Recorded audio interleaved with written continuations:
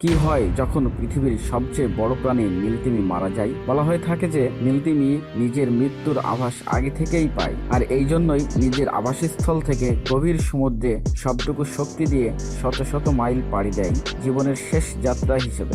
একটা পর্যায়ে নীলতিমি সাগরের গভীরে ডুব দেয় এবং মারা যায়। এটাকে বলা হয় হোয়েল ফলস। পর্যায়ক্রমে নীলতিমির শরীর শার্ক এবং এলফিশ খেয়ে ফেলে। কিছু মাস পরেও পড়ে থাকা হাড়ে কিছু মাংস থাকে যা ছোট সামুদ্রিক প্রাণী খায়। এরপর আসে জম্বি ওয়ার্মস নামে এক প্রকার সামুদ্রিক প্রাণী, যারা তিমির হাড়ে এক ধরনের অ্যাসিড ছড়িয়ে দেয় যা ফ্যাটস এবং প্রোটিন রিলিজ করে। এই প্রোটিনগুলো আবার সিম্বায়োটিক ব্যাকটেরিয়া খায়। এরপর তিমির হাড়গুলো যখন মাটিতে মিশে যায় তখন সেগুলোতে নানা সামুদ্রিক গাছ জন্মায়। এই পুরো বিষয়টি প্রসেস হতে সময় নেয় 100 বছর, আর এই জন্য বলা হয় তিমি ঠিকই মারা যায় কিন্তু জীবন দিয়ে যায় শত শত প্রাণীকে।